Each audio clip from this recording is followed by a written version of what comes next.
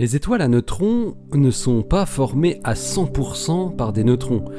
Il leur reste une petite fraction de protons, environ 5%, et il se pourrait bien, d'après une découverte très récente, que ce soit ces protons qui dirigent le destin et l'évolution des étoiles à neutrons.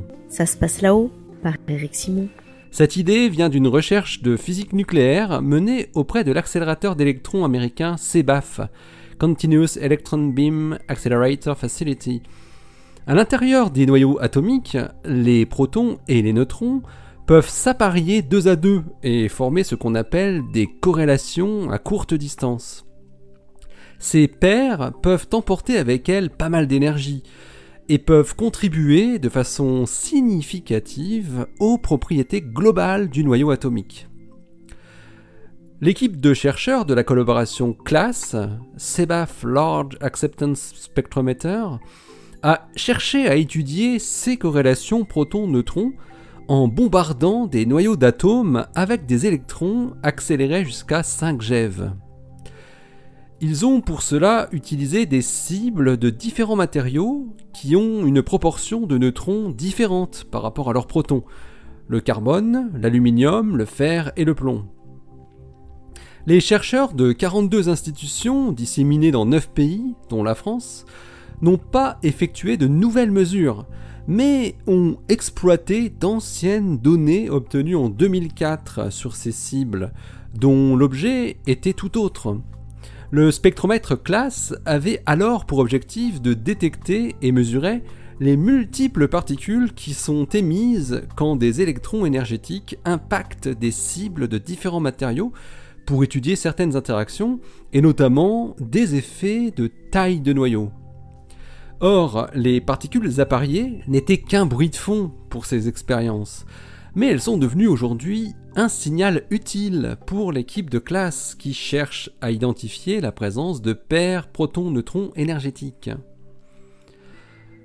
Le phénomène étonnant que les physiciens observent, c'est que quand le nombre de neutrons dans un noyau, relativement au nombre de protons, augmente, quand on passe du carbone au plomb par exemple, la probabilité pour qu'un proton forme une paire énergétique augmente également.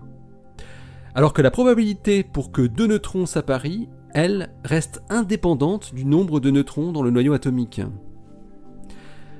Dans l'article qu'il publie dans la revue Nature, les physiciens estiment, pour expliquer cette observation, que les protons, en moyenne, se déplacent bien plus vite que les neutrons dans les noyaux riches en neutrons. Autrement dit, dans ces noyaux riches en neutrons, ce sont les protons qui sont maîtres du jeu.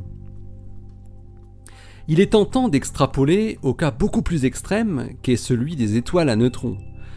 Dans ces résidus de supernova, qui peuvent ressembler à de gros noyaux d'atomes d'une dizaine de kilomètres, la proportion de neutrons atteint 95%. Si la tendance observée dans les noyaux atomiques se poursuit, cela signifie que, même avec une très petite fraction, les protons dans les étoiles à neutrons devraient posséder une énergie très importante et donc être très actifs, entre guillemets. Ce rôle des protons dans les étoiles à neutrons serait alors bien plus important que ce qu'on suspectait jusqu'à aujourd'hui. Cette révélation pourrait même bousculer notre compréhension du comportement des étoiles à neutrons, d'après les chercheurs. Comme ils emporteraient plus d'énergie que prévu, les protons pourraient notamment contribuer significativement à la rigidité des étoiles à neutrons, ainsi qu'à leur ratio masse sur taille, ou encore à leur processus de refroidissement. Allez, d'ici la prochaine, portez-vous bien, restez bien les yeux vers le ciel ou vers les particules, et restez bien les pieds sur terre, hein. Allez, salut!